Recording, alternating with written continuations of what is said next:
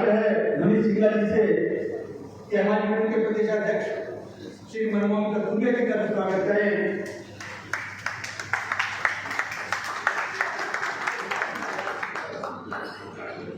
प्रदेश महासचिव इंद्रवेश भूषण जी का भी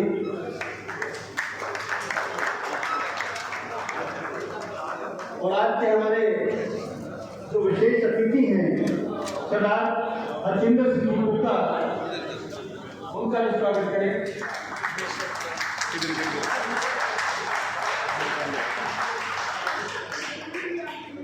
मेरा आग्रह है पूर्व प्रदेश महासचिव नवीन मल्होत्रा जी का भी स्वागत करें।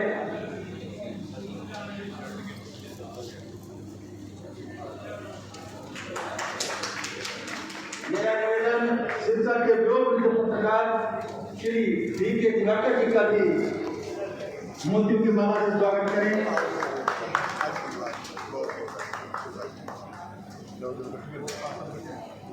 हमारे प्रदेश संगठन सचिव कस्तूरी छापा जी का भी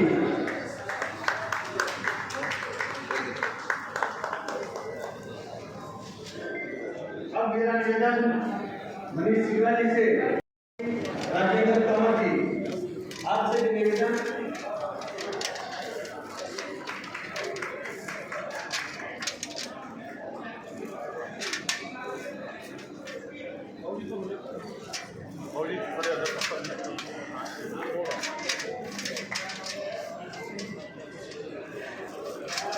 फतेहाबाद से आए मेरे बड़े भाई आदरणीय श्री अर्जुन जग्गा जी, दीपक सरी जी, धनपत सिंह जी, डॉक्टर अमित सेठी जी, सुधीर जी और विनोद शर्मा जी।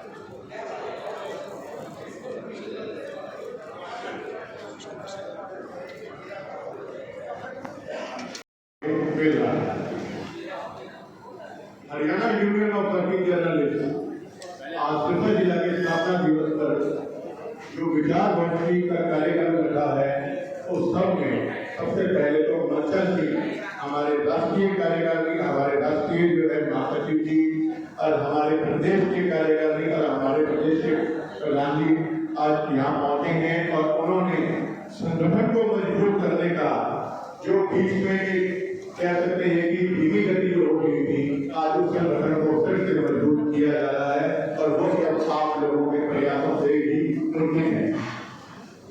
आज जो विचार गोष्ठी का आयोजन किया गया है, आप जैसे देख रहे हैं वर्तमान परिवेश में पत्रकारिता का स्वरूप बदलता जा रहा है। प्रिंट मीडिया से इलेक्ट्रॉनिक मीडिया और इलेक्ट्रॉनिक मीडिया से सोशल मीडिया, जिसे डिजिटल प्लेटफॉर्म पर आज आप लोग सभी देख रहे हैं। इन सब मुद्दों को लेकर, इन सब बदलते पत्रकारिता के स्वरूप को लेकर आज इस विचार गोष्ठी का जो है आयोजन किया गया है। समय की सीमा जो है वो बनी हुई है, कार्यक्रम जो है बहुत ही संक्षिप्त तौर पर रखा गया है। तो मैं चाहूँगा कि जिस तरीके से आरोप जी ने जो समय की अवधि को बताई है, तो आप लोगों का यहाँ फिर से मैं धन्यवाद और आभार करता हूँ जो आप यहाँ पहुँचे हैं। नमस्कार। हमारी संस्था के जिलाध्यक्ष मेरे अजीज श्री महेंद्र जी नेहरा में आए और आए यहाँ आकर जो हमारे मुख्य मेहमान हैं हमारे बीच हमारे छोटे से आग्रह पर दूर दराज से आए हैं, उनका स्वागत करें महेंद्र जी नेहरा।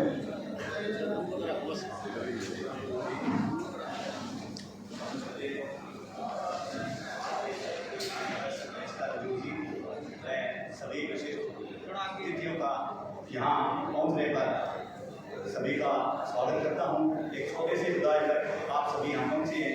मैं आपका यहाँ पर जिला प्रधान होने के नाते आप सभी का स्वागत करता हूँ।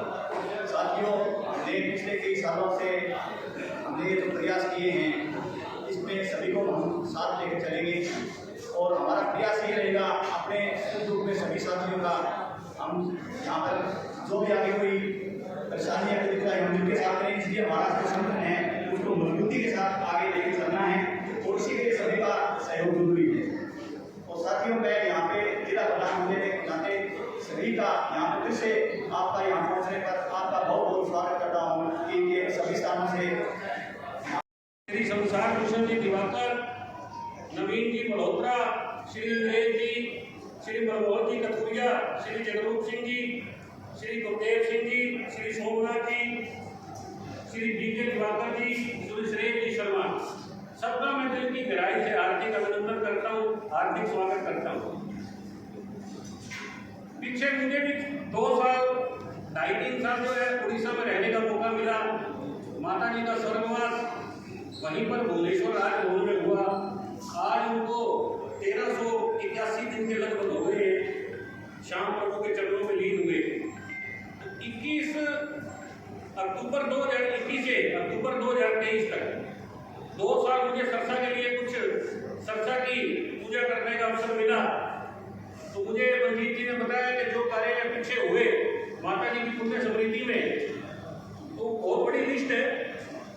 भगवान जगन्नाथ जी की रथ यात्रा जो पूरे विश्व में प्रसिद्ध है, भगवान जगन्नाथ स्वयं उस पर विराजमान होकर रथ पर नंदी घोष उनके रथ का जो नाम और उसके 16 पहिए, बलभद्र जी के रथ के 14 पहिए, सुभद्रा जी के 12 पहिए, टोटल 42 पहिए उस रथ यात्रा में तीनों रथ के होते हैं। उड़ीसा के लोगों का ये मानना है कि उस रथ यात्रा के जाते हुए और आते हुए 9 दिन की वो रथ यात्रा होती है। अगर उस रस्से को कोई थोड़ा सा हाथ लगा दे जाते और आते हो तो 42 और 42 को 84 लाख योनियों से पार हो। पूरा उड़ीसा प्रांत उस टाइम जगन्नाथ यात्रा में पूरा उड़ीसा प्रांत पूरा बार बाजार में पुरी में जगन्नाथ पुरी में होता है। उसी रथ के 2 पहिए, ज्ञान और प्रेम, हर पहिए का अपना एक अलग नाम है। ज्ञान और प्रेम नाम के 2 पहिए उन्हें रॉयल हवेली के बाद यहाँ स्थापित किए हुए हैं ताकि सिरसा के लोगों को उनका दर्शन करने का सौभाग्य मिल सके। सबसे पहले उनको यहाँ लेके आए, वहां से ट्रक आया, 6-7 दिन में ट्रक पहुंचे। 700 क्विंटल के करीब एक पहिए का वजन है। 2 पहिए यहाँ बाहर स्थापित किए हुए। सिविल हॉस्पिटल जो हमारे यहाँ पर है उसमें माता श्री की पुण्य स्मृति में नेत्र चिकित्सालय है, जिसमें लगभग रोज 100-150 के करीब ओपीडी रहती है। एक अलग सा हॉस्पिटल ऐसा लगेगा जैसे आप कहीं प्राइवेट हॉस्पिटल, उसकी सही जानकारी एक पत्रकार नहीं दे सकता है। आपके हाथ में जो कलम है वो सुदर्शन चक्र का भी काम करती है, वो शब्द का भी काम करती है और कमल के फूल का भी काम करती है। तो आपका सबका फिर से दिल की गहराइयों से हार्दिक अभिनंदन, हार्दिक स्वागत और धन्यवाद। ज़्यादा जने हैं प्लीज सुनील जी थोड़ा जगह दो पत्रकार को आने देना यार, तो इतने आ जाओ, कुछ नहीं होता, इतने आ जाओ, कुछ नहीं होता ऐसे। दिवाकर जी नाम आइए सबने टीचिंग दे दो।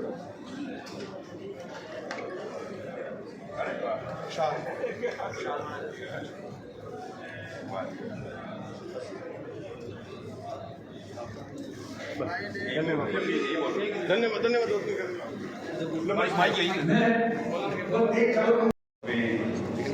छोटे भाई मनीष की रॉयल हवेली में आज आए सभी पत्रकार साथी, आज सिरसा की स्थापना दिवस की मैं सभी को बहुत बहुत शुभकामनाएं देता हूं।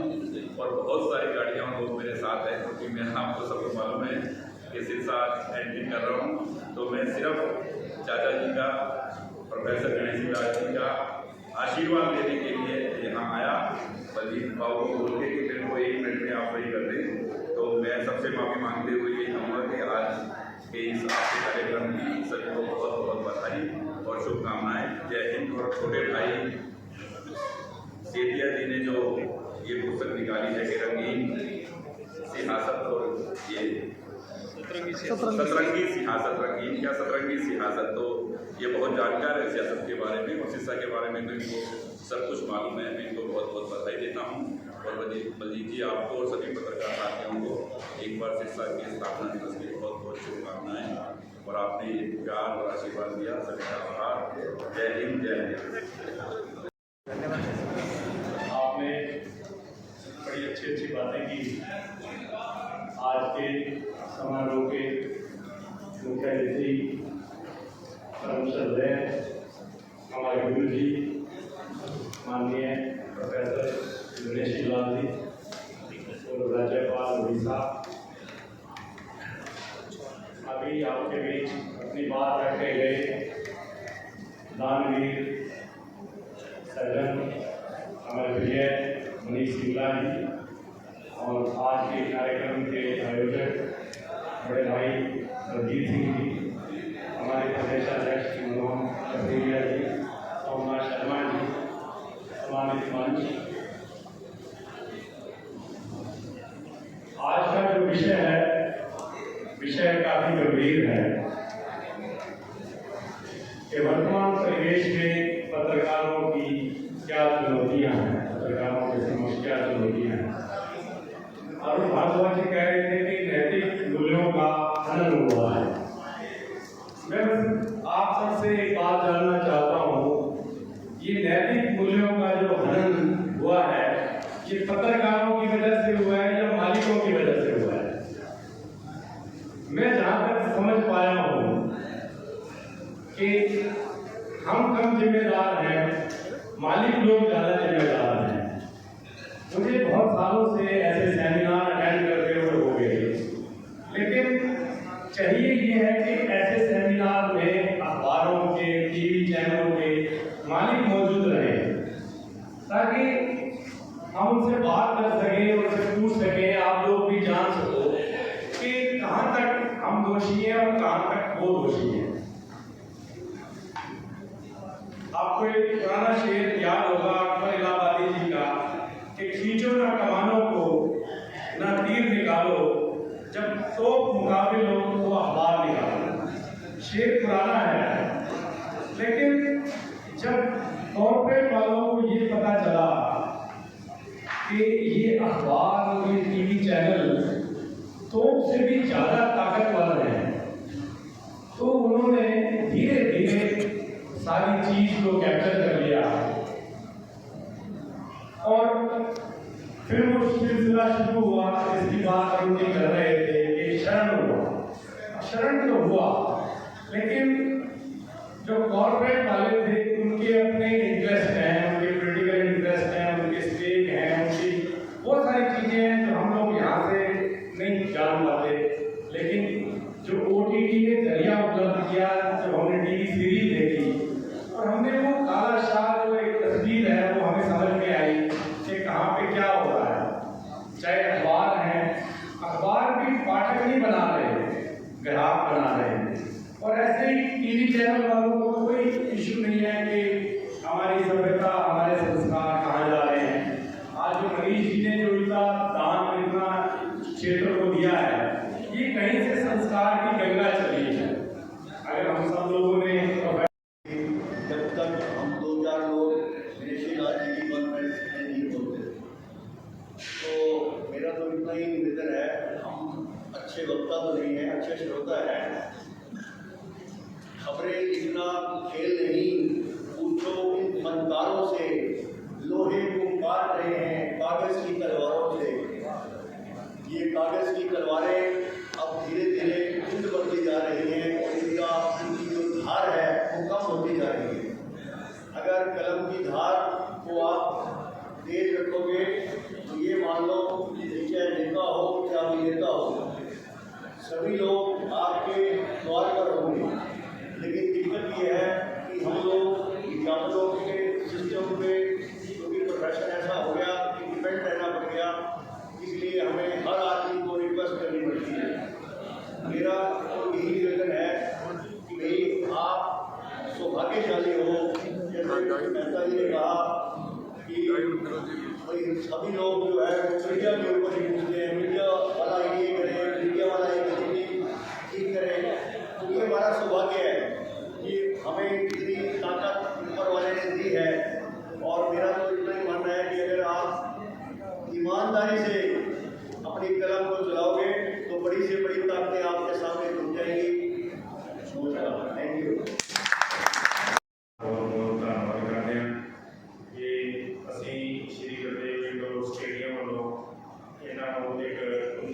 अपॉर्चुनिटी के एक सदे तौर पर बेनती करने वास्ते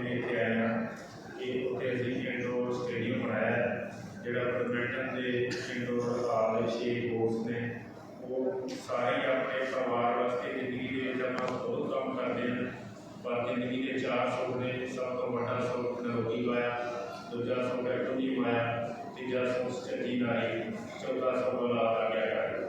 बाकी सब पॉजिटिव ने पर सेहत जरा अपना पर्सनली जरा इंडिपेंडेंट शौक भी है एक अपनी जरूरत भी है ਉਹਦੇ ਨਾਲ ਵੀ ਆਪਾਂ ਵੱਧ ਸਕਦੇ ਹਾਂ। ਸਰੀਰ ਦੇ ਕੰਮ ਦਾ ਤੰਦਰੁਸਤ ਹੈ, ਕਿਸੇ ਵੀ ਉਮਰ ਦੇ ਵਿੱਚ ਆਪਾਂ ਹਰ ਸਟਰਗਲ ਕਰ ਸਕਦੇ ਹਾਂ। ਇਸ ਕਰਕੇ ਅਸੀਂ ਇਹ ਜਰਨਲਿਸਟ ਸੱਜਣਾਂ ਨੂੰ ਸਾਰੇ ਜਿੰਨੇ ਵੀ ਇਹ ਖੁੱਲ੍ਹਾ ਸੱਦਾ ਹੈ ਉੱਥੇ ਆਪਣੇ ਬੱਚੇ ਪਰਿਵਾਰ ਉੱਥੇ ਰਹਿਣ ਵਾਸਤੇ ਵੀ ਇਹ ਛੋਟੇ ਬੱਚੇ ਅਕੈਡਮੀ ਦੇ ਤੌਰ 'ਤੇ ਵੀ ਖੇਡਦੇ ਨੇ ਅਤੇ ਆਪਣੇ ਵੱਧ ਤੋਂ ਵੱਧ ਪਰਿਵਾਰ ਵੱਲੋਂ ਕਾਫੀ ਵਿਜ਼ਿਟ ਕਰੋ, ਉਹਨਾਂ ਦਾ ਵੈਲਕਮ ਅਤੇ ਧੰਨਵਾਦ ਕਰਦੇ ਹਾਂ। ਸ਼੍ਰੀ ਗਣੇਸ਼ੀ ਲਾਲ ਜੀ ਤੇ ਇਹਨਾਂ ਨੂੰ ਵੀ ਮਤਲਬ ਅਸੀਂ ਜੀ ਆਇਆਂ ਕਹਿੰਦੇ ਹਾਂ। ਉੱਥੇ ਆਪਣੇ ਪਰਿਵਾਰ ਵੱਲੋਂ ਆਪਣੇ ਸੱਜਣਾਂ ਵੱਲੋਂ ਵੱਧ ਵੱਧ ਵਿਜ਼ਿਟ ਕਰਕੇ ਅਤੇ ਸਾਡਾ ਵੀ ਹੌਸਲਾ ਵਧਾਓ ਅਤੇ ਆਪਣੇ ਪਰਿਵਾਰ ਦੀ ਦੇਸ਼ੀ ਦੀ ਤੰਦਰੁਸਤੀ ਵਾਸਤੇ ਬੱਚਿਆਂ ਦੀ ਤਾਂ ਵਧੀਆ ਸੋਚ ਅਤੇ ਵਧੀਆ ਪਲੇਅਰ ਬਣਦੇ ਜਿਵੇਂ ਓਲੰਪਿਕਸ ਦੇ ਵਿੱਚ ਵੀ ਆਪਣੇ ਬੱਚੇ ਬਣਨ ਅਤੇ ਕਾਫੀ ਵਧੀਆ ਪ੍ਰਦਰਸ਼ਨ ਕਰਕੇ ਰਹੇ।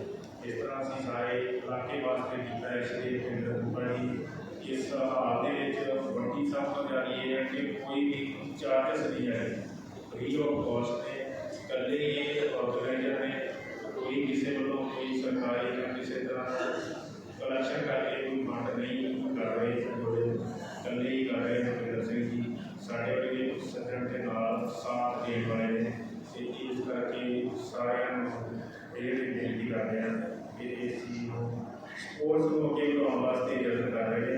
ਘੱਟੋ ਘੱਟ 3-4 ਕਰੋੜ ਰੁਪਏ ਦਾ ਬਜਟ ਇਹਨਾਂ ਨੇ ਇਕੱਲੇ ਲਾਇਆ।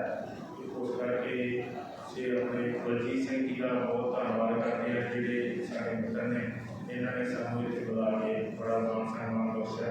बहुत बहुत मेहरबानी, धन्यवाद। स्थिति बहुत अच्छी है। हो क्या रहा है कि दिन पे दिन उनकी स्थिति और खराब होती जा रही है। उनकी आर्थिक स्थितियां बहुत अच्छी नहीं हैं। उनके लिए कोई सरकार की तरफ से ऐसे इंतजाम नहीं है, सुविधाएं नहीं है। जैसे कि अभी सामाजिक वाले के ऑफिस आए हैं, पेंशन वाले मामले में भी कई रंगे लगाए गए हैं, बहुत सारे शर्तें लाती हैं और सबको मिल भी नहीं है पैसा। और जो मेरा मुख्य रूप से ये कहना है कि पत्रकारों के परिवारों को, उनके बच्चों को कई मामलों में आरक्षण मिलना चाहिए, सुविधाएं मिलनी चाहिए। क्योंकि जो पत्रकारों के हालात हैं, मैंने बताया कि आर्थिक रूप से सही नहीं है, बहुत कमजोर है, लेकिन वो जुनून है पत्रकारिता का, जुनून में अपनी जिंदगी सारी जवानी गंवा देते हैं, लेकिन वो अपने परिवार के लिए उतना सब कुछ नहीं कर पाते जितना करना चाहिए। जब बच्चे को डॉक्टर बनाना है, इंजीनियर बनाना है, कोई बड़ा अधिकारी बनाना है, तो उनके पास इतने पैसे नहीं होते कि भाई वो अपने बच्चों को कामयाब कर सकें। तो एक तो पेंशन वाले मामले में जो रंगे हैं, जो बहुत सारी शर्तें कंडीशन लगाने के लिए, इनको हटाया जाना चाहिए। और जो पत्रकारों के बच्चों को भी आरक्षण मिलना चाहिए। पत्रकारों के बच्चों के लिए, उनकी स्टडी के लिए, कैरियर को बनाने के लिए भी आर्थिक सहायता मिलनी चाहिए। सरकार से जुड़े हुए लोग, अधिकारी, नेता बैठे हैं और मुझे उम्मीद है कि जो हम लोगों की समस्या है उनको सीएम तक पहुँचाएंगे। यदि इसमें इस सरकार में या पहली सरकार में जो मीडिया चौथा स्तंभ कहलाया जाता है, उसकी इतनी संभावना है, उसको सम्मान नहीं मिलेगा तो कब मिलेगा, कौन देगा। हम पत्रकार लोग तो निरंतर उसके लिए संघर्ष करते हैं, लेकिन मंचा सिंह जो भाजपा के नेता हैं, मैंने उनसे निवेदन है कि जो मैंने इशारा किया है, हमारे लोग पत्रकारों ने इशारा किया है, पत्रकारों की समस्याओं का समाधान किया जाए, उनके परिवार का ध्यान रखा जाए, उनकी पेंशन की सारी खर्चे दूर किए जाए। जय हिंद, जय भारत।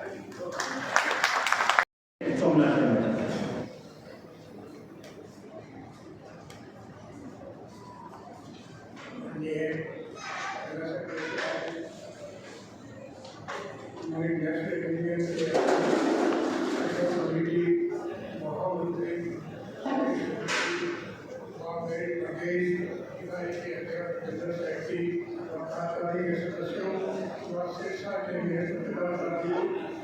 मैं आपका अनुरोध करता हूँ आज का विषय पत्रकारिता के वर्तमान में क्या स्थिति है। पत्रकारिता को हमेशा ही चुनौतियों का सामना करना पड़ा है, आज भी वही हाल है। जब से पुनः सिस्टम शुरू हुआ है, पत्रकार तो बंधुआ मजदूर बन के रह गया है, 24 घंटे काम करता है, उसकी हैबिट उसको मिलता क्या है, वेतन क्या मिलता है, जो सरकारों के लिए राशि निर्धारित कर रखी है 11-12 हज़ार, उससे भी कम पत्रकार को मालिक देता है। फिर भी अपने परिवार को चलाने के लिए वो काम कर रहे हैं। सरकार वेतन आयोग की बुलाती है और आज टाइम एक अखबार को छोड़ के कहीं वेतनमान लागू नहीं हुआ। हालांकि मैं मानता हूँ ये सरकार का कसूर है, वेतनमान आयोग बनाती है, लागू क्यों नहीं लगाती, जबकि अखबारों को विज्ञापन देती है सरकार करोड़ों रुपए का, उनका बंद करके कोई नई जो लागू करेगा वेतनमान उनको विज्ञापन नहीं देगा, 1 मिनट में लागू होगा। इसके लिए मैं तो हमारी यूनियन सरकार को जिम्मेदार मानती है। पत्रकार साथियों, हमारी यूनियन काफी पहले से पत्रकारों के हित के लिए लड़ाई लड़ रही है।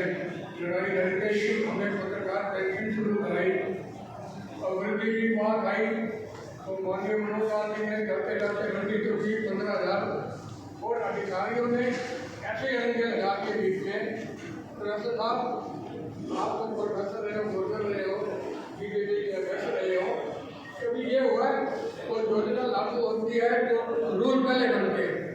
इस सरकार ने रूल हटा दिए, जो पत्रकार एक परिवार में 2 पत्रकार हैं तो एक को पेंशन मिलेगी, किसी के खिलाफ FIR दर्ज हो जाएगी, उसकी पेंशन बंद हो जाएगी। इसके लिए भी हमें लड़ाई लड़नी पड़ी और अब विनायक सैनी जी ने इसको वापस किया, कहने पत्रकारों की मांगे मान ली।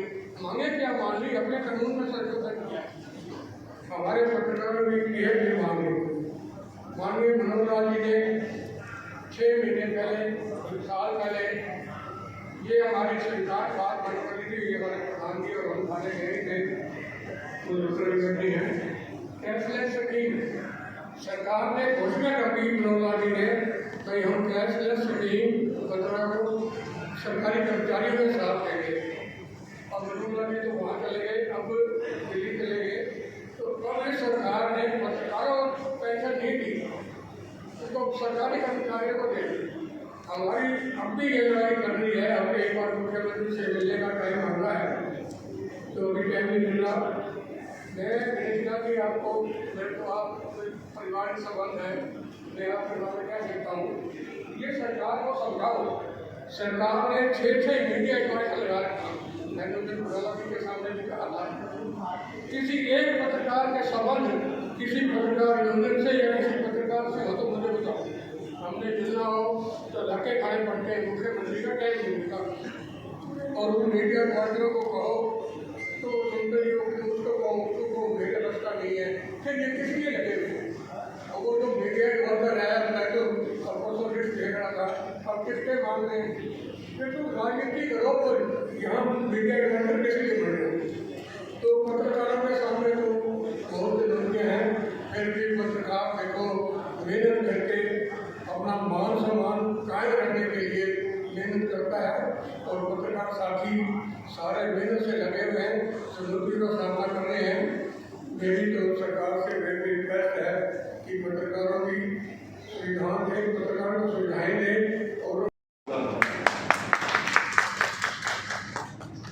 उसके बाद नायब सैनी जी भी यहीं आए थे किसी नायब रॉयल हवेली में, जो 2 क्लॉज रह गए थे यही बैठक उनको समझा के मनीष जी की मदद से, और वो क्लॉज भी उन्होंने अगले दिन जाते कैबिनेट की बैठक में ये 7 तारीख को यहाँ से गए थे, 8 को वापस।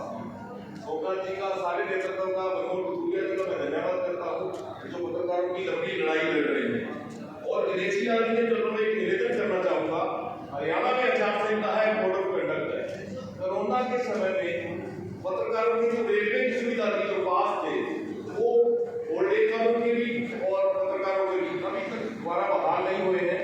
अश्विनी वैष्णव जी आपके मित्र हैं, रवि जी आपके शिष्य रहे हैं, आप मतलब हरियाणा में कोड ऑफ कंडक्ट है, लेकिन हमारी ये रेलवे की मांग आप पूरी करवाएंगे, ऐसी बात से उम्मीद रखते हैं जी। बहुत बहुत धन्यवाद इस बात के लिए। मनमोहन कथुरिया जी की याद से मैं हमारा शीर्ष नेता अशोक मलिक जी, सुरेश शर्मा जी बैठे हैं, इनसे निवेदन करूंगा कि हरियाणा को राष्ट्रीय अधिवेशन की मेजबानी नवंबर में दी जाए और हरियाणा के लिए मैं मनमोहन जी से निवेदन करूंगा कि सिरसा से मेजबानी दी जाए।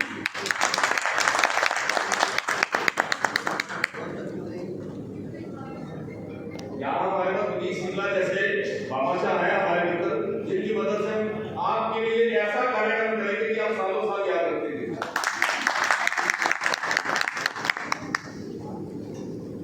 सोमनाथ जी और chief minister general Gautam ji, नवीन मल्होत्रा जी, विजय मेहता जी, अर्जुन जग्गा जी, इंद्रवेश जी, मनमोहन जी, सबका मैं बात से आए सारे का धन्यवाद करता हूँ।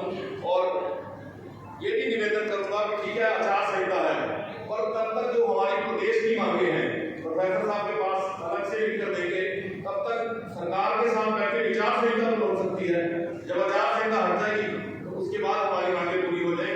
इसी बात के लिए आज के कार्यक्रम में सहयोग देने के लिए गुरुदेव चैरिटेबल ट्रस्ट का, मनीष सिंगला जी का, गोपाल जी का, सबका मैं बहुत बहुत धन्यवाद करता हूँ। और प्रोफेसर साहब से पूरी उम्मीद ही नहीं, इस दो आशा के साथ करता हूँ कि रेलवे वाले हमारी मांग को जरूर पूरा करवाएंगे। बहुत बहुत धन्यवाद। लोगों के बीच में और मेरे जैसे सामान्य मुझे लगा कि ऐसा क्या बोलना चाहिए कि ऐसा लगे कि मैं कुछ बोलता हूँ। तो कई बार ऐसा एहसास होता है कि बड़े लोगों के बीच में बोलने का और गलती करने का एक बड़ा आनंद होता है, और उस आनंद का बाद में जब टोका जाता है कि ये वो सुधार लेते तो अच्छा होता, तो ऐसा करने से आप परिष्कृत होते हैं। मैं 78 से 78 से पत्रकारिता में हूँ और मैंने भांति भांति की पत्रकारिता देखी। भांति भांति का आप सब समझ गए होंगे, मैंने वो सभी भांति भांति वाली पत्रकारिताओं को देखा। मेरा मानना है कि पत्रकारिता बिल्कुल भी झोला छाप नहीं होना चाहिए। पत्रकारिता बिल्कुल भी दाढ़ी बढ़ा हुआ व्यक्ति कुर्ता पजामा पहन करके, वो भी मैला वाला, और जेब में एक ऐसी टूटी फूटी सी कलम लेकर के चलने वाला व्यक्ति पत्रकार नहीं होना चाहिए। मेरा मानना है कि आज तकनीकी के युग में पत्रकार के पास लैपटॉप होना चाहिए और वो सारे सिस्टम जानता हो, जो सिस्टम उद्योगपति जानते हैं, राजनेता जानते हैं, ब्यूरोक्रेट जानते हैं। अभी न्यायपालिका के बारे में नहीं बोलना, वो छोड़ दें। जो बाकी लोग जानते हैं वो सब पत्रकारों के पास होना चाहिए। और इसके लिए, ऐसा होने के लिए हमको सबसे पहले हमारे अंदर जो ये भाव आ गया है कि अरे वो तो कुछ भी नहीं है, अरे पत्रकारिता में तो रखा ही क्या है, अरे पत्रकारिता तो कुछ नहीं कर सकती। आप मुझे बताइए कि जब पत्रकारिता कुछ भी नहीं कर सकती तो सुप्रीम कोर्ट के 4 बड़े जजों ने मीडिया के सामने आकर के अपना दुखड़ा क्यों बताया? इसका मतलब ये है कि जब देश की कोई बड़ी समस्या होती है तो देश के बड़े राजनेता पत्रकारों को आकर के ही जो कहते हैं कि आप हमारी इस मामले में मदद करिए। इसलिए भी पत्रकारिता ही अपने आप में महत्वपूर्ण है। मैं एक छोटी सी बात आपके सामने रखता हूँ, और वो ये है कि एक बड़ा राजनेता वो किसी भी पद पर हो, चाहे वो मुख्यमंत्री के पद पर हो, चाहे वो किसी अन्य पद पर हो, यदि कोई बड़ा निर्णय लेते हैं, बड़ा निर्णय लेने के तत्काल बाद जो ही वो पब्लिक डोमेन में वो निर्णय आता है, तो उनकी सुरक्षा बढ़ा दी जाती है। अभी भी कुछ दिन से चुनाव के समय डेट प्लस दी जा रही है। जो नेता समझ में आता है कि ये प्राप्त हो गया, डेट प्लस दे दो। यदि न्यायपालिका कोई बहुत बड़ा निर्णय लेती है तो निर्णय देने वाले न्यायाधीश की सुरक्षा बढ़ा दी जाती है, डेट प्लस तक हो जाती है। यदि कोई अवैध भवन कोई ब्यूरोक्रेट दिला देता है तो दूसरे दिन से प्रशासन कहता है चिंता करो इनकी सुरक्षा बढ़ाओ।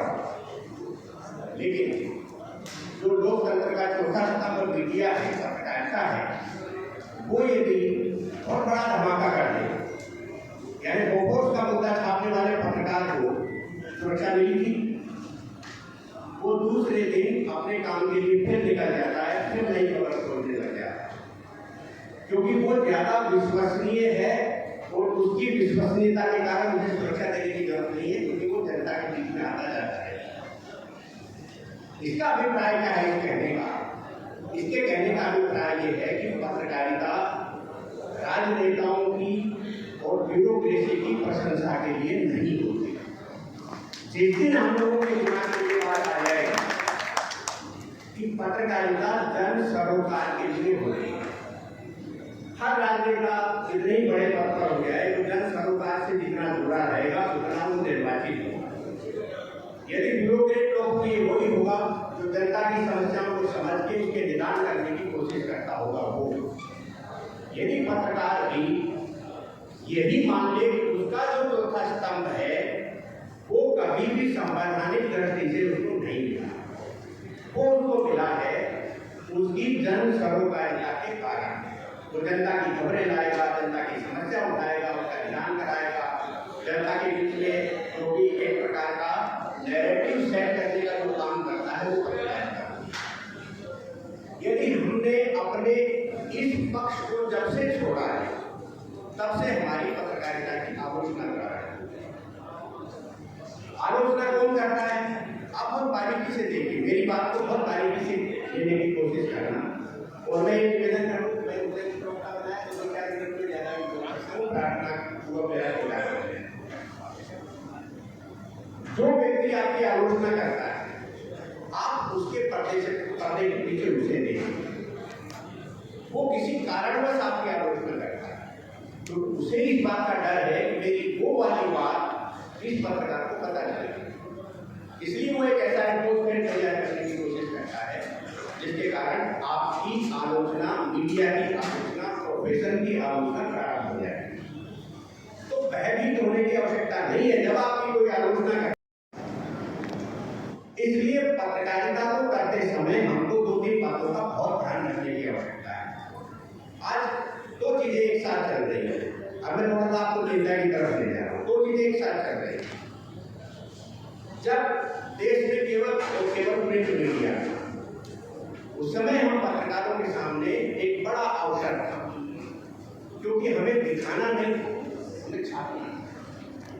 और जब हमें छापना था तब नेता को हमें दिखने के लिए आना, ब्यूरोक्रेट को हमें दिखने के लिए आना, वो हमें बताने आता था कि भाई ये चीजें हैं इसको आप छापिए। तब हम कहते थे कि ऐसा बताइए इसमें ये क्यों है, यानी कि प्रश्नोत्तर होते हैं। आज इलेक्ट्रॉनिक मीडिया के आने के बाद केवल पाइप सिस्टम है, नेता बोलता है, ब्यूरोक्रेट बोलता है और चला जाता है, कोई सवाल नहीं पूछ सकता। एक सिस्टम डेवलप हुआ और वो सिस्टम ये डेवलप हुआ कि पत्रकार वार्ता में यदि किसी ने अपनी जिज्ञासा शांत करने के लिए 2 या 3 सवाल पूछ लिए तो वहां से जवाब आता है जो मीडिया प्रभावी होता है या कोई आपके 2 सवाल हो गए। भाई आप मुझसे जो छपवाना चाहते हैं लोग तो मुझ पर भरोसा करके पढ़ने वाले हैं, और फिर उसको यदि मैं छापूंगा तो मुझे समझ में तो आना चाहिए क्या है क्या है। इसलिए ये जो एक दूसरा सिस्टम आया है कि पत्रकार वार्ताएं खत्म हुई और नेताओं के द्वारा, ब्यूरोक्रेट्स के द्वारा प्रश्नों के उत्तर देना कम कर दिए। ये दूसरी हमारे सामने समस्या है, जिसके कारण आलोचना पत्रकारिता की होती है, वस्तुस्थिति कुछ और होती है। तीसरी बात जो सबसे इस समय हो रही है ये हो रही है कि हम मीडिया कर्मियों को ही एक अजीब टाइप का भूत सवाल है और उस भूत सवाल से हमको निकलना चाहिए। जैसे मैं आपको एक उदाहरण देता हूँ, हमारा काम जो महत्वपूर्ण बात समाज के लिए, जो महत्वपूर्ण बात देश के लिए, और उस मंथन करने के बाद में हमें ये महसूस हुआ कि print media document, electronic media संवाद है। डॉक्यूमेंट का काम संवाद नहीं कर सकता, जब तक संवाद का डॉक्यूमेंटेशन नहीं हो जाएगा तब तक वो प्रॉपर नहीं होगा। इसलिए इलेक्ट्रॉनिक मीडिया का संवाद नहीं होगा, डॉक्यूमेंटेशन नहीं होगा। अब आप दूसरी चीज देखिए कि इलेक्ट्रॉनिक मीडिया में पहले समाचारों का सिस्टम चालू हुआ, बाद में डिबेट का सिस्टम चालू हो गया। जो खबरिया चैनल थे वो सारे डिबेटिया चैनल हुए। अब आलोचना होती है उस डिबेट की, और उस डिबेट की आलोचना के साथ आप आलोचना करते हैं पत्रकारिता। जबकि मैं अनेकों अवसरों पर इस बात को कहा है मैंने, जबकि वो व्यक्ति खुद कहता है जो एंकर होता है टीवी में मैं नोट ए जर्नलिस्ट, मैं तो एंकर हूँ। यदि संचालन करने वाले को आप पत्रकार मान करके आलोचना करेंगे तो ये पत्रकारिता की आलोचना करने का तरीका सही नहीं है। वो ये कहता है कि मैं एक शो कर रहा हूँ, वो आदमी शो कर रहा है, वो तमाशा है, वो कह ही रहा है कि मैं शो कर रहा हूँ। जब वो तमाशा ही कर रहा है तो उसको पत्रकारिता मान करके आप मीडिया की आलोचना, पत्रकारिता की आलोचना कैसे कर सकते हैं? इसलिए जब उस व्यक्ति के द्वारा खबरों का प्रसारण किया जा रहा हो, उस समय की जाने वाली व्यक्ति को मीडिया की गलती मान करके मीडिया पर उंगली उठाई जाना चाहिए। लेकिन यदि वो शो कर रहा है और एंकर की भूमिका में है तो मुझे लगता है उस समय के कार्यक्रम का दोष। इसलिए हमें धीरे से चाहिए कि न्यायपालिका क्या हम खबरों में ले सकते हैं, क्या लगा रहा हूँ, क्या ले सकते हैं क्या। और अगली बात, संविधान पीठ उस परिस्थिति में बैठा करती थी एक जमाने में जब कोई बहुत बड़ा संवैधानिक संकट पैदा हो गया। हमने उड़ीसा के अपने कार्यक्रम में हम गए तो जाते उस समय हमने कहा था कि जब समलैंगिक विवाह के लिए संविधान पीठ बैठती है उस समय हमें चिंता करना चाहिए कि न्यायपालिका सही दिशा में जा रही है या नहीं जा रही। इसलिए ये सब बातें हमारे लिए बहुत ध्यान की बात है। और समापन करते समय में दो बातें मेरे संगठन की, जिसका मैं राष्ट्रीय माध्यम उसके साथ कह देता हूँ कि हम सब लोगों को ये महसूस होना चाहिए कि हम देश भर में ऐसे संगठन के साथ जुड़े हुए हैं जिसके 25,000 से ज्यादा सदस्य हैं और 21 राज्यों में हमारी यूनिट्स है। 21 राज्यों में हम अपना काम करते हैं। अजीत जी ने जिस प्रकार की बात कही कि रेलवे के आरक्षण का जो हमारा मामला था या जो हमें सुविधा मिलती थी, हमने हमारी जो सासाराम बिहार की अभी बैठक हुई है उसमें ऐसा रेजुलेशन पास किया है। वो रेजुलेशन की प्रति मानने वो भी हम भेज देंगे और केंद्र सरकार को भी हमने वो प्रति अभी रवाना की है। तो मुझे लगता है सारी चीजों के बारे में चिंता की है। मैं इतना सा आह्वान करके आप सब लोगों के साथ अपनी बात समाप्त करता हूँ और वो ये है कि आप अपने मन से निराशा निकालिए, सकारात्मक भाव से आगे बढ़िए। पत्रकारिता बहुत अच्छा काम है। और अगली बात ये है कि जनता के लिए काम करिए। आप राजनीतिक और ब्यूरोक्रेसी के लिए आप मदद करिए जितनी करना हो, अपने जितने प्रिय व्यक्ति उसकी मदद करिए। लेकिन आप नेताओं के लिए और ब्यूरोक्रेसी के लिए पत्रकारिता नहीं करते हैं, आप जन सरोकार के लिए पत्रकारिता करते हैं। मैं इसी आह्वान के साथ अपनी बात को समाप्त करता हूँ। बहुत बहुत धन्यवाद। एक सवाल इसके साथ जुड़ा हुआ है। हमारे से बहुत सारी अपेक्षाएं हैं। सवाल ये है कि हमारी चिंता किस पर है? क्या समाज की जो चुनौतियां हमने हल करनी है उनके लिए हमें समाज के सहयोग की अपेक्षा नहीं है? आपको एक बात ध्यान दिलाना चाहता हूँ कि देश की आज़ादी के बाद एक प्रेस आयोग बना था 1963 में, उसकी रिपोर्ट आई और उसके बाद 3 कानून बनाए गए जो पत्रकारों की समस्याओं का निवारण करने के लिए सरकार की और उस समय के विचारकों की सोच थी उसके आधार। एक कानून था वर्किंग जर्नलिस्ट एक्ट, जिसमें पत्रकारों की सेवा शर्तों, उनके ऊपर दबाव न पड़े इसलिए उनको बचाने, उनके कामकाज की जो जरूरतें हैं उसके हिसाब से थोड़ी सुविधाएं तय करने की बात करी। दूसरी एक कानूनी व्यवस्था बनाई गई, वो थी वेज कोड की, जिसमें पत्रकारों को वेतन भत्ते आदि किस तरह से मिलने चाहिए उसकी व्यवस्था जाएगी। तीसरी व्यवस्था थी प्रेस काउंसिल इंडिया की, जिसमें ये प्रावधान था कि पत्रकारों पर दबाव न पड़े, दूसरा सरकार अपनी आज़ादी का दुरुपयोग न करे। तो आज की स्थिति अगर देखें तो 1950 से 2026 तक पहुँचते हुए लगभग 7 दशक में स्थितियाँ बहुत बदल गई हैं। उस समय पत्रकारिता सिर्फ प्रिंट मीडिया थी और आज प्रिंट बहुत छोटा हिस्सा रह गई, उसके साथ इलेक्ट्रॉनिक, उसके साथ ऑनलाइन, उसके साथ डिजिटल, सारी पत्रकारिता के आयाम आगे ले गए। जाहिर है चुनौतियाँ बदली हैं और चुनौतियाँ बहुत बड़ी हैं। इसलिए जो व्यवस्थाएं हैं वो बहुत कम मजबूरी सी हो गई हैं और लगभग निष्प्रभावी हो गई है, उनका कोई असर दिखाई नहीं देता। वर्किंग जर्नलिस्ट एक्ट में जो प्रोविजन थे उनको बड़े आराम से अखबारों के मालिक और जो प्रकाशक हैं पढ़ने की उनकी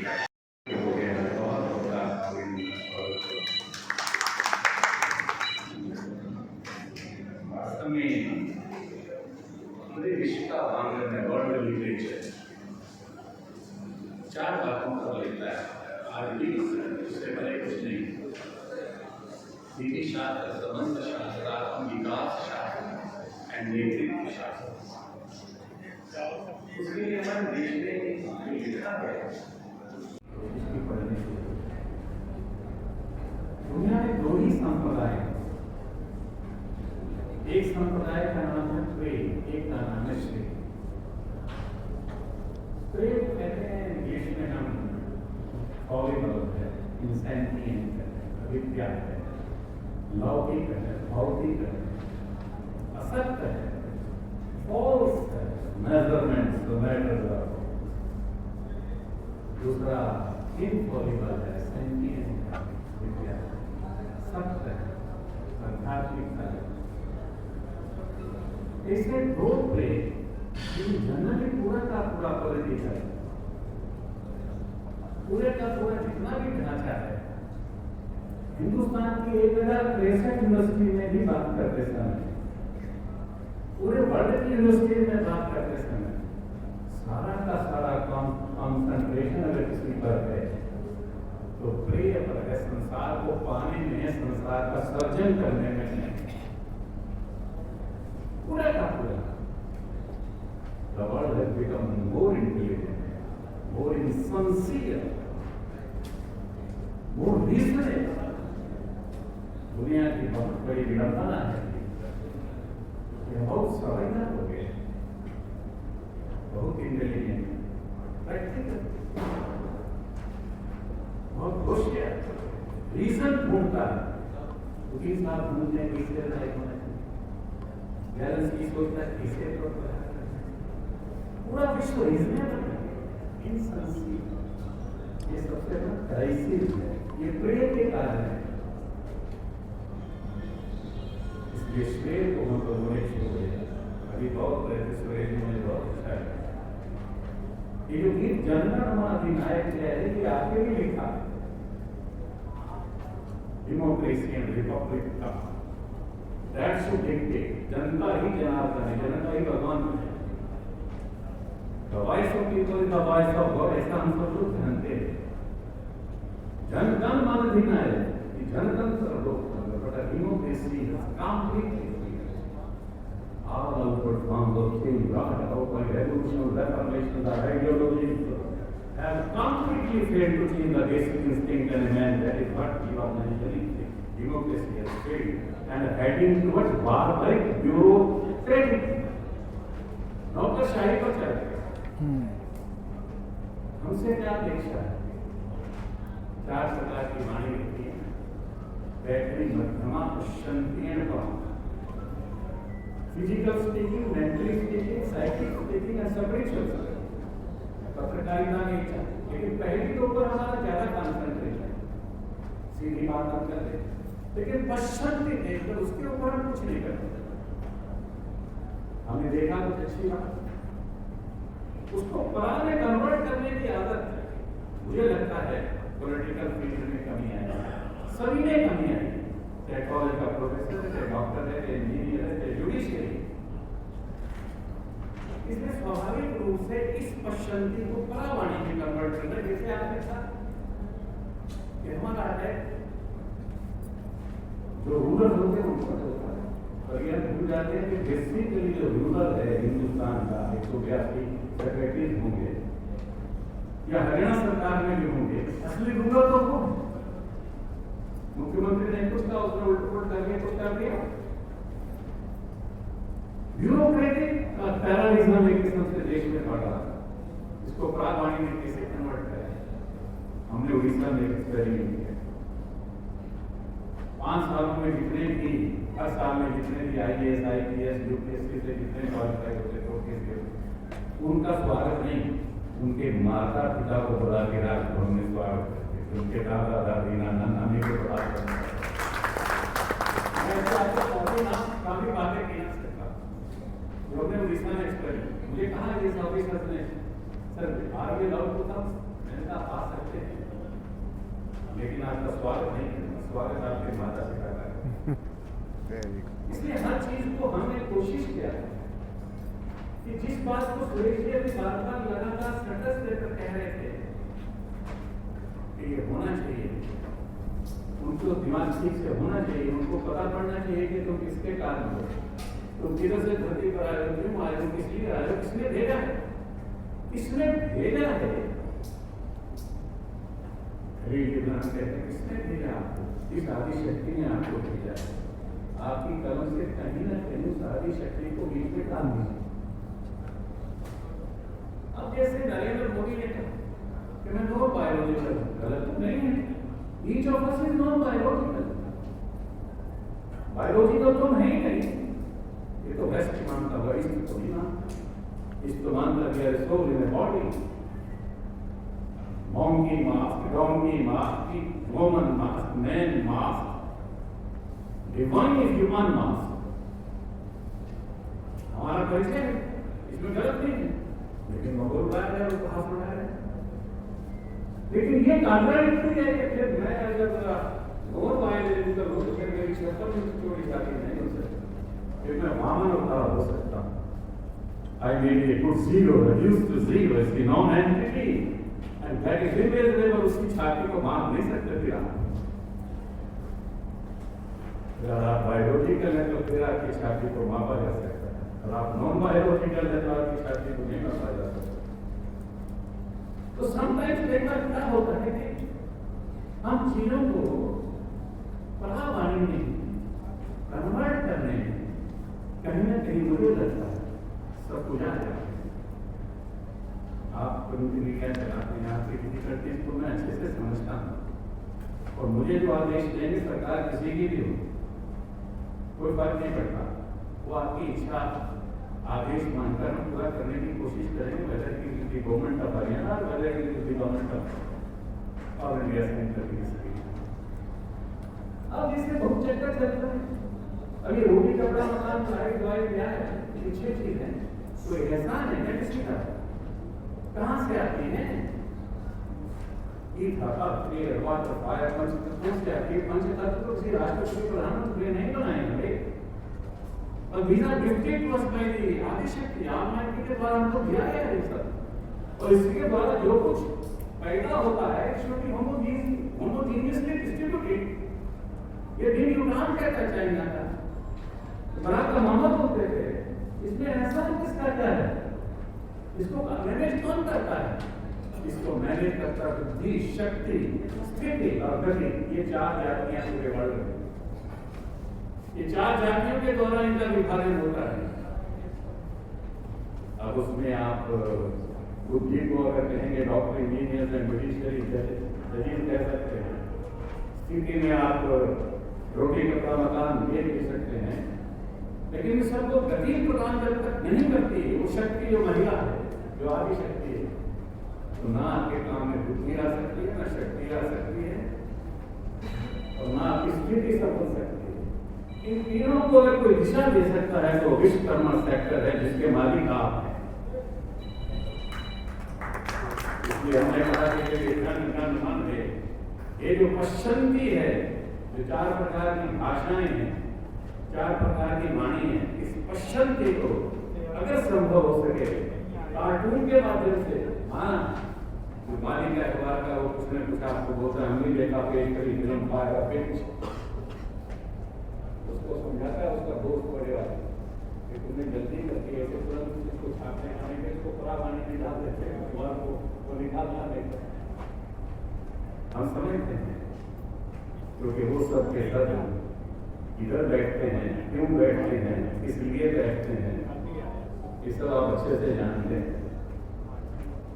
और ये बातें किस किस के लिए ना कहें और किसके लिए कहें, ये भी समझ में आना मुश्किल हो गया। इसलिए कुल मिलाकर जो मेरा तो छोटा सा निवेदन आपके सामने यही है ये जातियों वाला चक्कर चलता है, वो चलता है, ये चलता है, वो चलता है, लेकिन कुल मिलाकर अपनी एक छोटी सी वाणी, जैसे गीता के लिए भगवान कृष्ण ने कहा हम विजय पाप, ये मेरा दिल है, फाउंटेन ऑफ लव,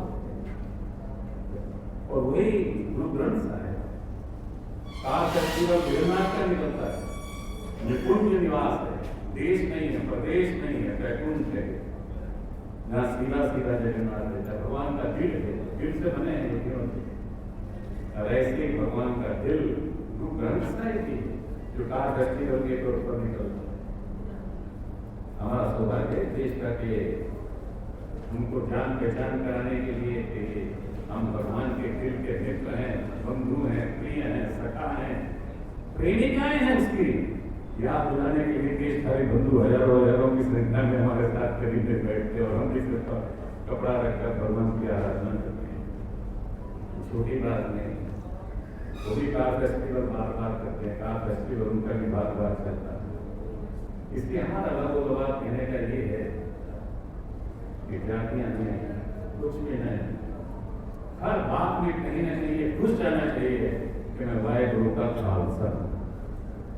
कोई पूछता है हिंदू क्या है, सनातनी क्या है, जैन क्या है, नाथ क्या है, टिकट क्या है, चाइनीज क्या है, वाहेगुरु के खाल से you are born with pure nature, you are born with certain qualities that of the Almighty. भगवान कृष्ण की, लॉर्ड कृष्ण की आदि शक्ति की जिसको इस मानते हैं गुण लेकर मैं इस धरती के ऊपर आया हूँ, आदि शक्ति की प्रेरणा से मैं इस धरती पर आया हूँ, आदि शक्ति से मोहब्बत करता हूँ। We are the valentine of the divine and we wish that divine should be our Valentine. That is what the purpose of journalism, I think, in my opinion is. आप फिर से बता रहे हैं, फिर से आए, फिर से केंद्रीय के राष्ट्रीय महामंत्री और आज के मुख्य वक्ता रहे श्री सुरेश शर्मा जी। मैं मनीष सिंह जी से गुजारिश करूंगा कि प्लीज माफी चाहूंगा।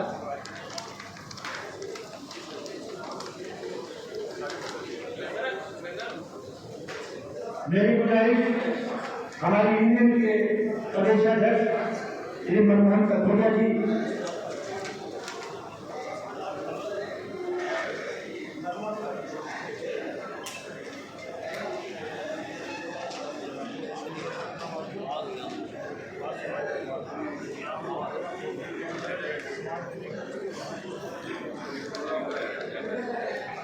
हमारे यूनियन के प्रदेश महासचिव इंद्रवेश सुमन जी को भी एक स्मृति चिन्ह भेंट करवाएं।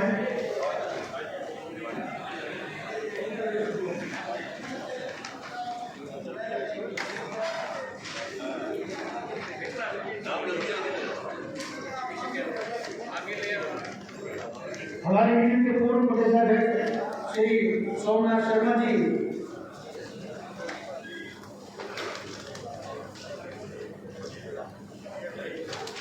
हमारे यूनियन के पूर्व प्रदेश सचिव प्रथम लेखनी के धनी मेरे बड़े भाई श्री विजय मेहता जी,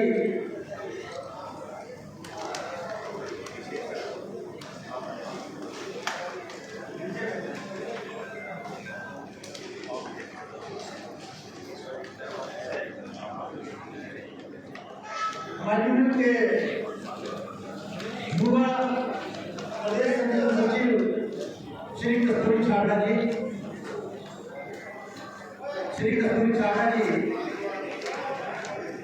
जो कि युवा पत्रकार हैं, युवा साथी हमारे।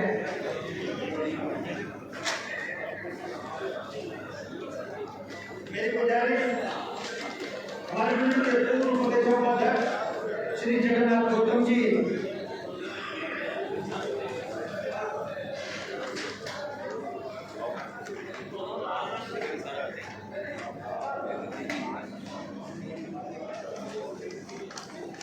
हमारे यूनियन के पूर्व प्रदेश महासचिव नवीन मल्होत्रा जी,